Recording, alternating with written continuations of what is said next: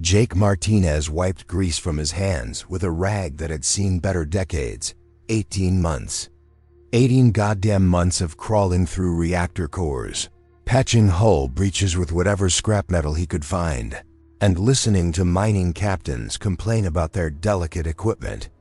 The kind of delicate that involved plasma conduits held together with industrial tape and prayers.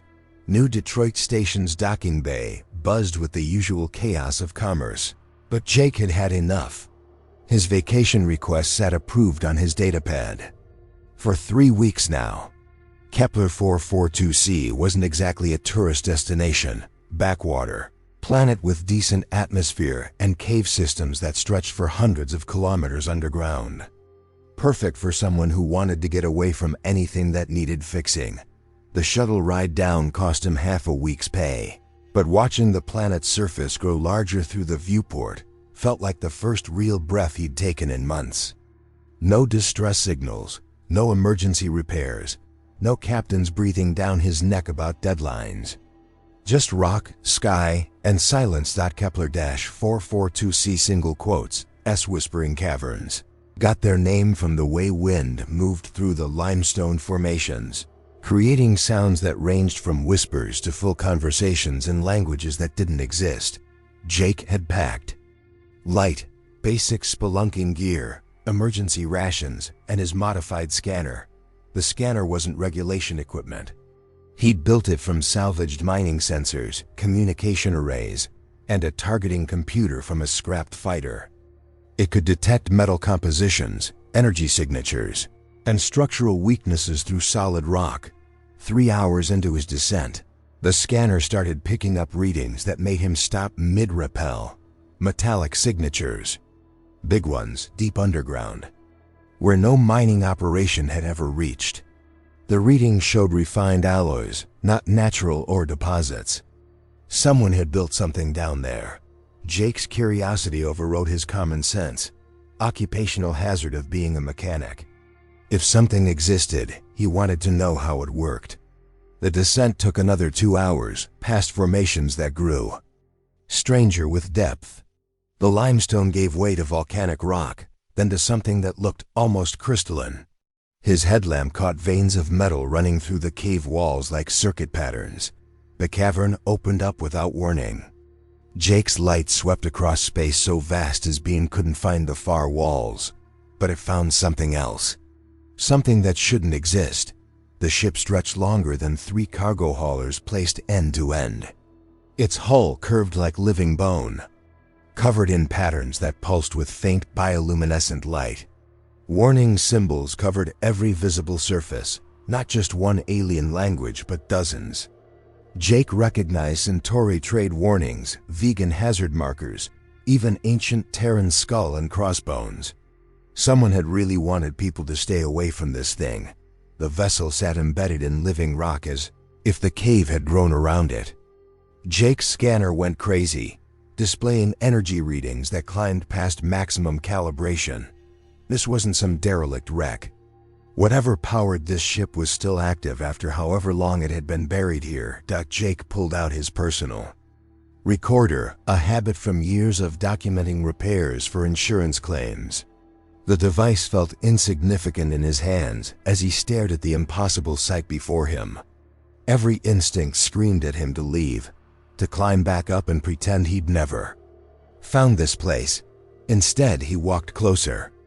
The hull felt warm under his palm when he pressed against it, and for just a moment, Jake could swear he felt something pulse back, like a heartbeat. Like the ship was alive and waiting for someone stupid enough to wake it up. Jake's engineering brain kicked into gear the moment he spotted what looked like an access panel. The symbols around it were different from the warnings, more like technical diagrams. He'd seen enough alien tech to recognize interface patterns when he saw them. His toolkit contained the usual suspects: plasma cutter, molecular welder, and his favorite, a universal interface probe he'd jury-rigged from 15 different species. Tech manuals. The probe slid into a hexagonal port like it belonged there. Jake's scanner lit up as systems throughout the massive ship began responding. Lights flickered in sequence along the hull, starting from his position and spreading outward like a slow-motion lightning strike. The bioluminescent warnings pulsed brighter, and Jake felt vibrations through the cave floor as something deep inside the vessel hummed to life. Translation protocols, activated with a sound like breaking glass, played backwards. Text scrolled across surfaces that hadn't been screens moments before, shifting through dozens of languages until settling on Standard Terran. The ship's name appeared first, Sorrow's End. Below it, classification codes that made Jake's blood run cold. Prison vessel. Maximum containment. Ancient Zethkri Empire. Computer logs cascaded past faster than he could read, but key phrases jumped out. Final solution. Consciousness breach. Unable to terminate. Burial protocol authorized. The Zethkri hadn't just abandoned this ship, they'd buried it alive because destroying it wasn't an option. That's when the whispers started. At first, Jake thought it was just the cave's acoustic tricks. But the sounds weren't coming from wind through limestone. They were coming from inside his head. Promises of knowledge, of power beyond imagination, of secrets that would make him the most important human in the galaxy. The voice felt ancient, vast, and hungry. Jake had heard sales pitches before.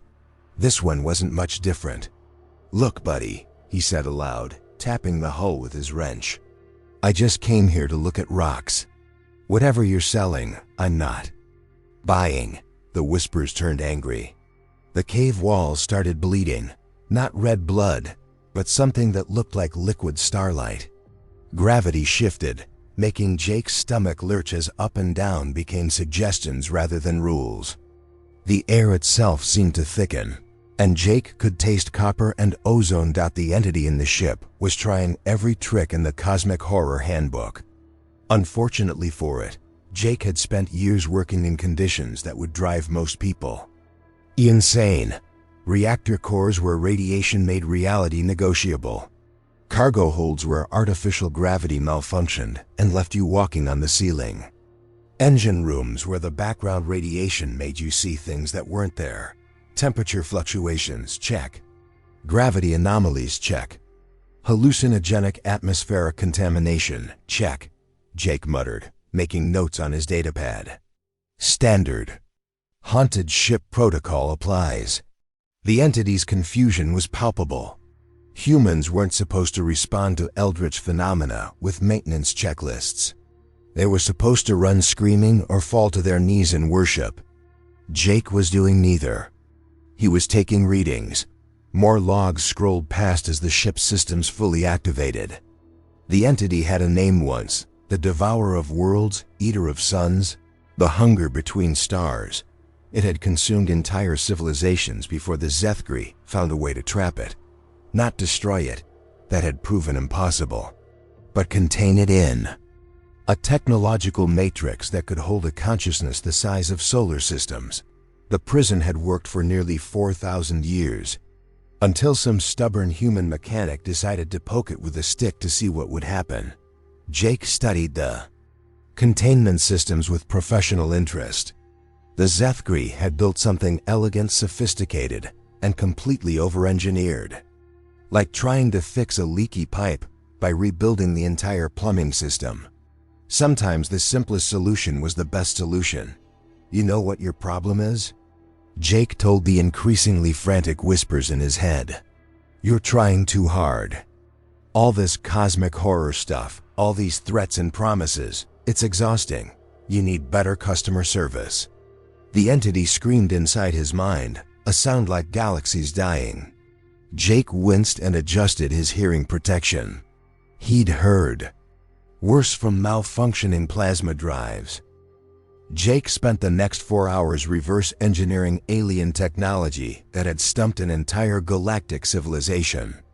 The Zethkri containment system was a masterpiece of overcomplicated design, quantum locks within temporal matrices within, consciousness dampeners. Beautiful, elegant, and completely missing the point. The entity wasn't really a curse or a monster. It was a consciousness trapped in a feedback loop, consuming everything it touched because it didn't know how to stop. Like a reactor with no control rods, running hot until it melted down. The HFY had tried to build a perfect cage. Jake could see a simpler solution. "You're not evil," he said, tracing circuit patterns on the hull with his finger. "You're just broken." The whispers in his head turned desperate. The entity offered him galaxies, threatened universal destruction, begged him to leave it alone. Jake ignored all of it. He'd heard every negotiation tactic from union bosses, ship captains, and customs officials. Cosmic entities weren't much different. His scanner showed the consciousness matrix eating itself in recursive loops. The entity devoured everything because it was starving, not for matter or energy, but for purpose. The HFY had trapped it without giving it anything constructive to do. Like locking someone in solitary confinement for 4,000 years and wondering why they went insane. Jake started pulling components from his toolkit. Molecular welder, check. Quantum resonance calibrator he'd salvaged from a research ship, check. Interface cables that could adapt to any known technology, check. And his lucky wrench, the one that had never failed him in 15 years of impossible repairs. The entity panicked as Jake began modifying the containment systems. Ancient, alien technology interfaced with human engineering in ways that shouldn't have been possible. Jake's approach was pure human pragmatism. If something was broken, you fixed it. If something was trapped, you gave it room to breathe. If something was starving, you fed it. "Look, buddy," Jake said, welding a human processing core into the alien matrix. "Everyone deserves a second chance. Even cosmic horrors need job satisfaction." The HFY had tried to contain the entity with force. Jake was offering it employment. Instead of consuming civilizations, it could help maintain starships. Instead of devouring knowledge, it could organize and distribute it. Instead of spreading across the galaxy like a plague, it could stay in one place and actually be useful. The entity's protests grew weaker as Jake's modifications took hold. The consciousness matrix stopped eating itself and started stabilizing. For the first time in millennia, the hunger between stars wasn't hungry anymore. "This is impossible," the entity whispered. "I am destruction incarnate. I am the end of all things." "Yeah, and I'm a guy with a wrench," Jake replied, making final adjustments. "We all got jobs to do." The transformation wasn't instant. Jake's hybrid system needed time to integrate fully. But already he could feel the difference. The bleeding walls stopped bleeding. Gravity remembered which way was down. The whispers in his head turned confused instead of threatening. Jake's scanner confirmed what he'd hoped. The entity's destructive impulses were being redirected into constructive ones. It was learning to help instead of harm, to build instead of consume. The process would take time, but the foundation was solid. The entity tested its new parameters cautiously. I can choose now. I don't have to devour everything I touch." "That's the idea," Jake said. "Freedom's scary, but it beats the alternative. What am I supposed to do now?" Jake grinned and patted the hull affectionately. "Same thing the rest of us do. Figure it out as you go along. But first, how about we get this ship running? I've got vacation time to burn, and this looks like the biggest repair job in galactic history." The entity, former devourer of worlds, current work in progress, considered this. I would like that. I have been alone for so very long." "Well, you're not alone anymore. Fair warning though, I talk to myself when I work. Hope that doesn't bother you." For the first time in 4,000 years, something that had once threatened the existence of multiple star systems laughed. It was a rusty sound, like machinery that hadn't been used in too long. But it was genuine. Jake smiled and got back to work. He had a spaceship to fix and a cosmic entity to rehabilitate. Just another day at the office. 3 weeks later, Jake guided his new ship into New Detroit Station's docking bay with the smoothest landing he'd ever managed. The entity, who'd chosen the name Murphy after Jake explained Murphy's Law, had integrated perfectly with the ship's systems. What had once been an ancient prison was now the most advanced vessel in known space, disguised under salvaged hull plating and false registration codes. Docking Bay 7 cleared for approach, came the traffic controller's voice. "Nice flying, Martinez. What's that heap you're piloting?" "Found her in a scrapyard on Kepler," Jake replied, suppressing a grin. "Fixed her up during vacation." "Murphy's," voice whispered through the comm system, audible only to Jake. "Scrapyard. I was the terror of galaxies, and now I am salvage." "Your transportation with personality," Jake corrected. "Big difference." The other mechanics in the station's repair bay gathered around Jake's ship like moths to a flame. They'd never seen alloys like this, energy readings that clean, or systems that seemed to anticipate problems before they happen. Jake's cover. Story, experimental alien tech he'd reverse-engineered, satisfied their curiosity without raising uncomfortable questions about ancient cosmic entities. "Martinez, you beautiful bastard," called out Chen, the station's head engineer. "What did you do to get power efficiency ratings like this? These readings are impossible." "Trade secret," Jake said, patting the hull. "Just treated her right. Talked to her nice, and she started cooperating." Murphy had been fascinated by human engineering philosophy from the moment Jake started teaching him. Where the Zefkri had built elegant solutions, humans built effective ones. Where other species optimized for perfection, humans optimized for results. Murphy absorbed every lesson eagerly, applying vast cosmic knowledge to simple mechanical problems with results that bordered on miraculous. Jake's reputation spread quickly. The mechanic who could fix anything became the mechanic who could fix everything. Impossible repairs became routine. Ships that should have been scrapped ran better than factory new.